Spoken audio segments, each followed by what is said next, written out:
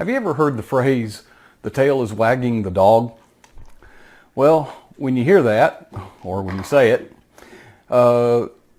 it is not speaking well of the dog, and it is also not speaking well of the dog's owner. Now, I'm not a dog training expert. I have had a dog, and I did go to a dog obedience training class, and I can honestly recommend that whether you have a dog or not, you should go to a dog obedience training class. It will help you with your horizontal relationships, and it might very well help you with your vertical relationship with God. In that training, you will go over the 5 basic dog commands. Now, again, I'm not a dog training expert, so I referred to that paragon of analytical rigor. Yes, I went to google.com, and while there is not 100% consensus, they kind of converge around 5 basic commands. Come, heel, sit, stay, lay down. There's a little variation there. But there's so much that you learn. For example, it is not fair to enforce the rules some of the time.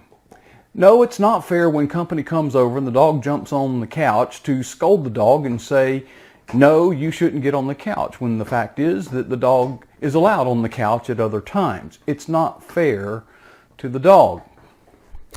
Another thing to keep in mind is that in all of those commands, with all due respect to those experts out there in dog training, I would add a first and prime command.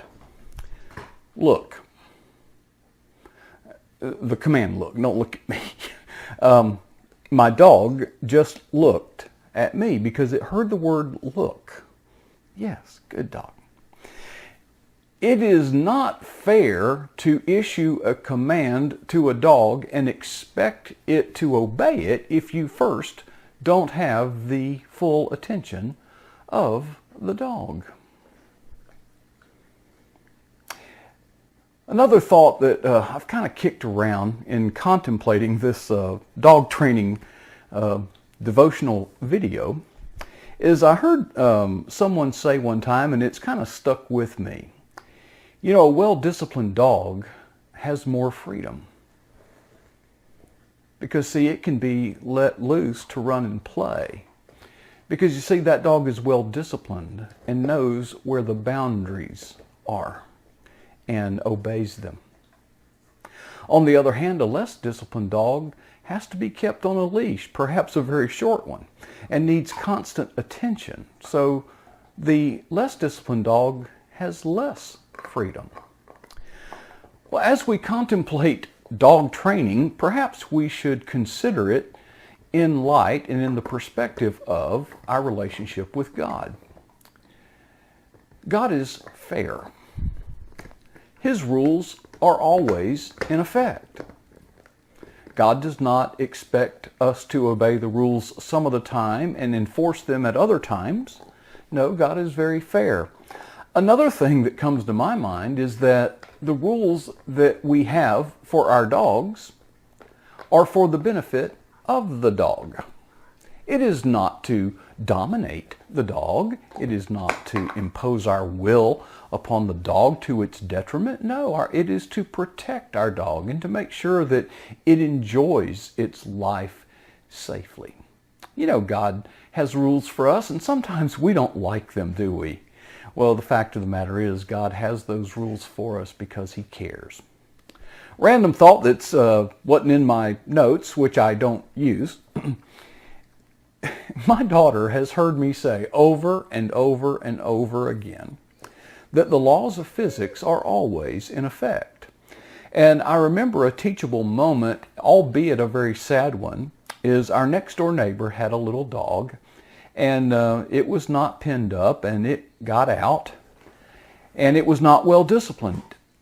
And that dog just ran with the breeze in its face, and it felt the freedom of being outside and ran directly into the path of an oncoming car. And I remember the grief of our neighbors over their dead dog, and it made an impression upon me that the laws of physics are always in effect.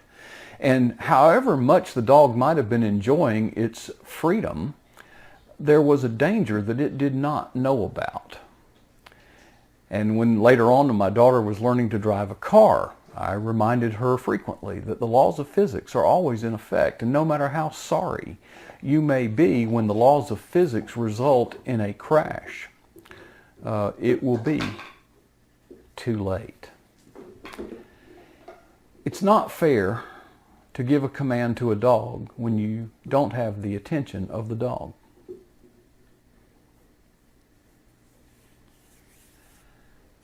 Does God have to get our attention?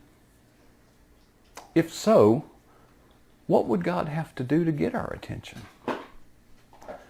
Wouldn't it be better if our attention was always focused on God?